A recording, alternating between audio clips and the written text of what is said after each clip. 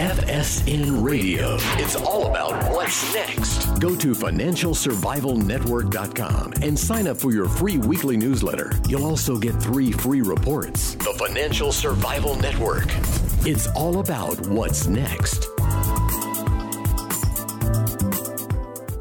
Welcome, and you are listening to the Financial Survival Network. I'm Kerry Lutz, and it's the last day of July in 2018.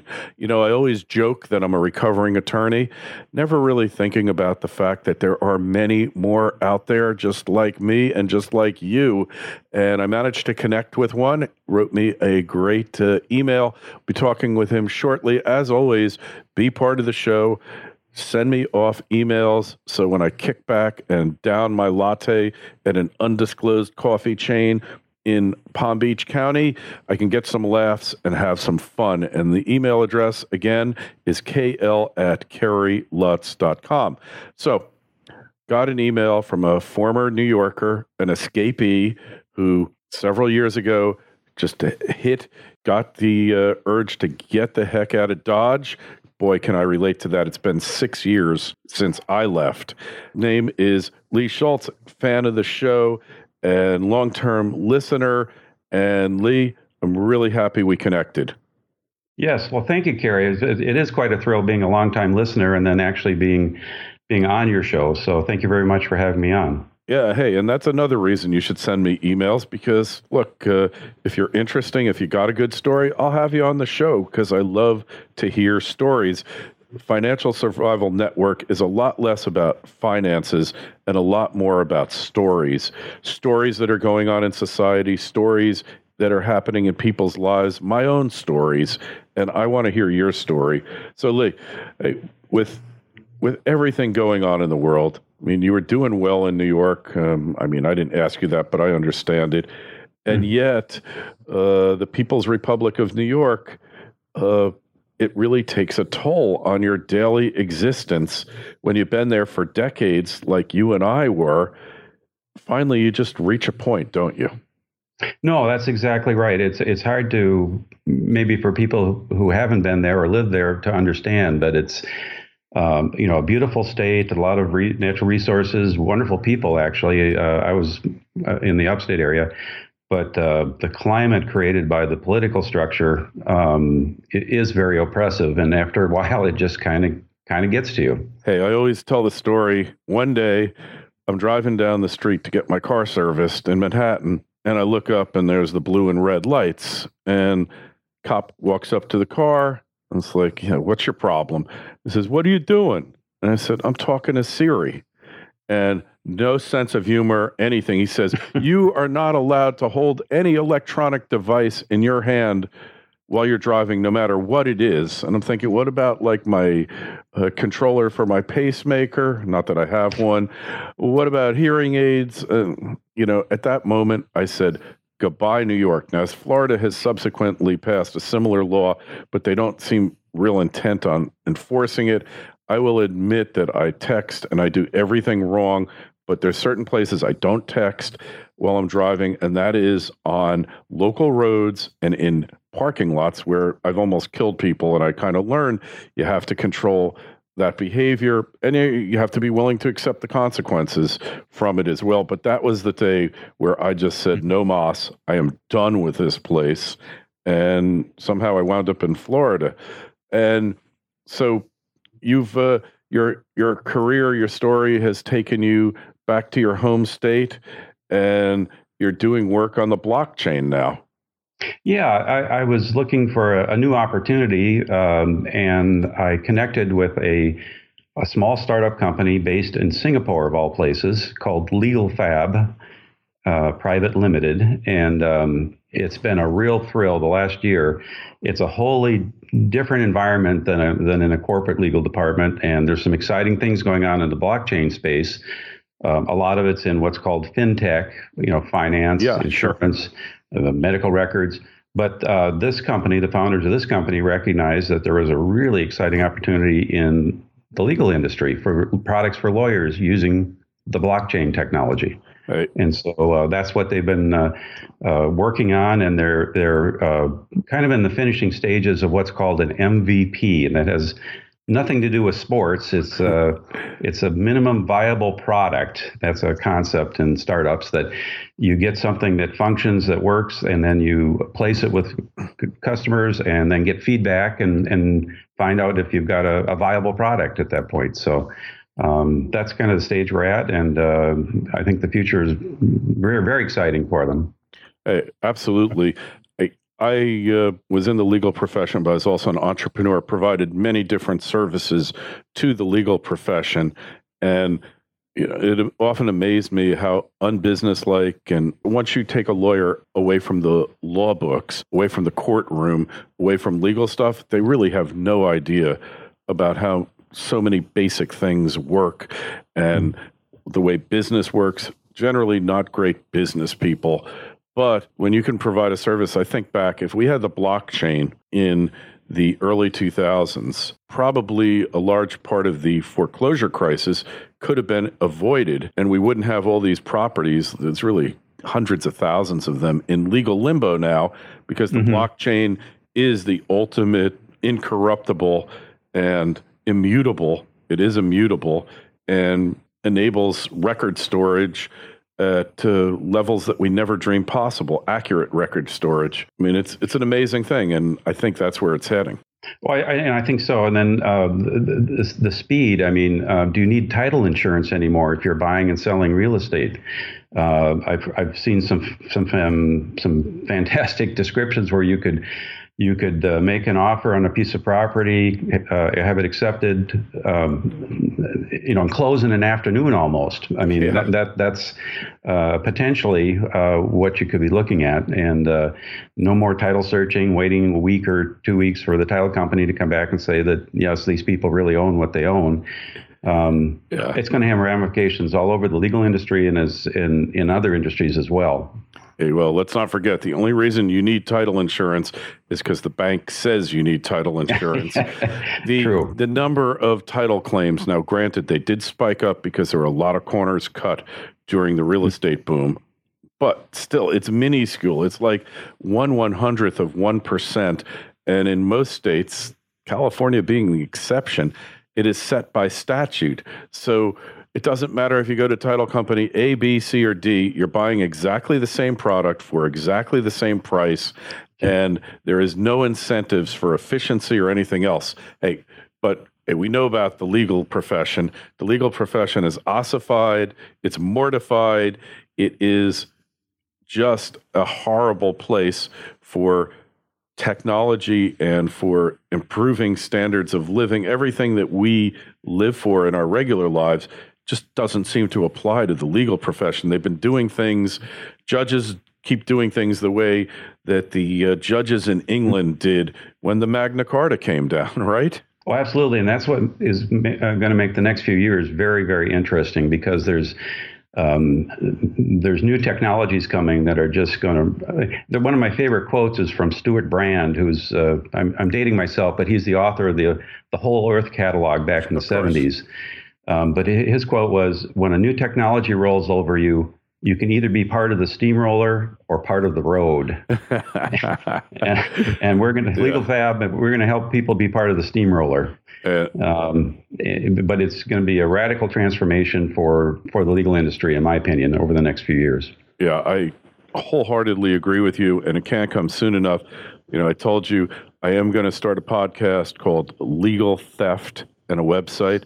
Once the statute of limitations runs out on all my former misdeeds, both real and imagined, because it's just it's a kleptocratic profession, the way that it is practiced in America today. I don't want to get into all of that, but hey, so you said, like, one of the things you like to do that we have in common is watch the replays of Trump's election night victory in 2016, and the left's collective meltdown, especially the reporters, the anchor people, all the correspondents who just had a collective nervous breakdown on that evening. And don't forget, I called it over a year before it happened, when I saw Trump in Saw him speak at Freedom Fest in Las Vegas in 2015. Not to toot my own horn, but it didn't surprise me. Last 3 days, I was getting a little queasy. But what is it about that makes you just feel better when you watch it? Well, it's just all the predictions of a landslide Hillary victory and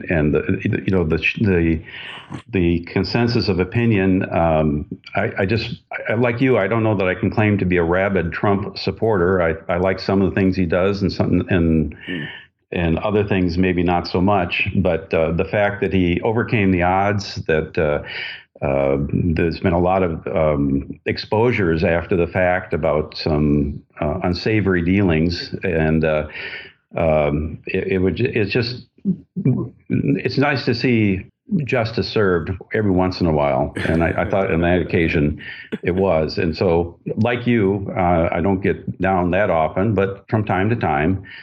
My wife can tell you, she'd find me and I'd be looking at some of these YouTube videos, and it'd be you can call it schadenfreude or whatever you want to, but enjoyment in the misery of others. But it was I just never failed to be uplifted by watching that whole process unfold, even in hindsight. Well, my favorite is Rachel Maddow analyzing an election a day or two before, and she's saying, say Trump has the best day of his life. He still can't win. If he wins Florida, he still can't win. And giving all these rationalizations, and then the election rolls around and one state after the other falls, and they're just dumbfounded. They can't believe this is happening to them. It is the worst day of their lives, and yet it did happen. I have my own personal beliefs as to why, and it doesn't necessarily revolve around who got more votes, because I think the system now, you'll never know. But the fact is he won, and perhaps the country was saved as a result. That remains yet to be seen, but all the nefarious deeds that were taking place. But, the other thing is, look, we all face challenges in our life, Lee, right? We're all, to some extent, victims of circumstance. We have events occur in our life where we're just not prepared to deal with them, but we have to deal with them. And then we undertake challenges, and I'm sure you've done it in your life. I've done it in mine. Well, one of them was starting this show, and you just keep doing it, even though you know in your heart that it's probably a hopeless endeavor, that you're probably never going to succeed, that it's going to be really difficult, but you keep slugging along. And to me, it's one thing that really upsets me about the left is they can't look at Trump and see that this guy, against all odds, he had a goal. I don't know if it was a dream or not, but for whatever reason, he wanted to be president.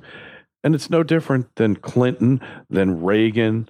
I don't know about Obama because I don't really know who he is or where he came from or who decided he was going to be president one day. But perhaps Bush 41 had that dream, and I think others, certainly Kennedy had it, and Nixon had it, LBJ had it. What they were willing to do to get there, I don't know. But for one person out of several hundred million to decide that they want to be the leader of the free world and then go and do it on their own terms, that should be the most inspiring story in the world. And you can go back through the presidents. A lot of them didn't want to be there. A lot of them didn't want to do it, but they felt called to a higher duty. Why can't the left see that Trump is the American dream? No, I agree wholeheartely. I mean, somehow I envision him watching some political show and turning to a friend and say, "Here, hold my beer. I'm going to run for president." Yeah. And by the way, as an aside, another potential application for blockchain would be complete elimination of voter fraud. Absolutely. Which would have a radical effect on the political scene, in my opinion. So we'll see if it comes to push comes to shove and adoption of blockchain in that area, what everyone's stance is. Probably large portions of the Democratic Party would cease to exist. Portions of the Republican Party would cease to exist. The political system would be greatly reformed on every single level by blockchain being used for for voter fraud prevention and to ensure the integrity of the system. But that's just one of many applications. I'm particularly keen to see how it's going to work in the legal profession, how it could speed up these courts that are totally antiquated, corrupt, inefficient, often corrupt. I wouldn't say they're all corrupt, but, often inefficient, incompetent institutions. The blockchain just holds out such promise, and I really hope that it lives up to that promise. Well, I think so. I mean, obviously there'll be opposition, those that are, served by the current system. But I think in time, it's inevitable. It's just a matter of, when and where. I mean, the really exciting thing to me is that there's applications that no one's even thought of today that will come into place and have an effect. I mean, who knows what? But it today is, you cannot defeat an idea whose time has come, and the blockchain's time has come, in my opinion. It's come, and we've barely seen the beginning of it, and it's got to be a great feeling to be at the forefront of what is or promises to be a revolution on every level of society, every way we do business, politically, socially, economically. I mean, what's that feel like? Oh, it's been very, very exciting. I mean, I learn things just on a personal level. I learn new things every day, and I'm working with some amazing, amazing people, and they're doing incredible things just over the last year. And so it's been a real thrill to be involved with that, and particularly as I can think back on my days in very large corporate law departments and envision how that's going to transform them in the years to come. It really is quite remarkable. Hey, so you spend half your life building up a profession, helping to to make it, to just keep it going and improve upon it, and then you're spending the next part of your life tearing down what you were once building up to build something even better, and that's got to be an interesting contrast. Absolutely. It's just a real thrill. It's happening real time. I mean, even while we were talking, I was getting some messages that even though they're in Singapore, which is quite a time difference, they're working all hours, and we've got people on 3 continents and about 5 different time zones, and just getting everyone together at one time is kind of an interesting experience. But no, I'm having the time of my life. I didn't even understand when I signed up with Legal Fab how exciting it was going to be, and I think I'm just so fortunate that I was able to have this opportunity. You certainly were. I'm a little envious, but not really. I'm doing what I love as well, and we all have a contribution to make. And hey, we really appreciate your being a regular member of the community, a long-standing one. There's so many thousands more out there just like you. And I implore all of you to just send an email or send a video, whatever means you want to communicate with me. You can use the email address kl@kerrylutz.com. You can use the Twitter feed @KerryLutz. You can use the Facebook page, Financial Survival Network. Whatever you need to do, just stay in touch, be a part of the show, be a part of the community. We are on the brink of incredible advancements. Lee, you look back at the computer revolution, we're close to each other in age. We grew up without PCs. And then in college, or maybe sometime in your early work career, the PC invaded. And then we had the internet. And then we had the smartphone and the tablet.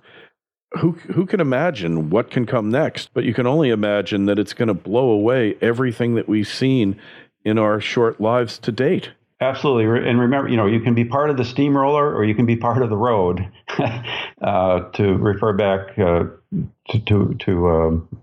a quote that I used earlier. But I prefer to be part of the steamroller myself. And I'm sure other people would as well. So embrace blockchain and any other new technology that comes along. And I encourage anyone that feels like they're in a dead-end position where they're at, just take a chance, try something different, try something new. It worked for you, it worked for me, and I'm so happy that I did. Hey, same here. Can't thank you enough for coming on and for being an FSN community member. We will definitely talk to you again. Wish you the best of luck in whatever endeavors, wherever life takes you, and be well. Thank you so much, Kerry. FSN Radio. It's all about what's next. Go to financialsurvivalnetwork.com and sign up for your free weekly newsletter. You'll also get 3 free reports. The Financial Survival Network. It's all about what's next.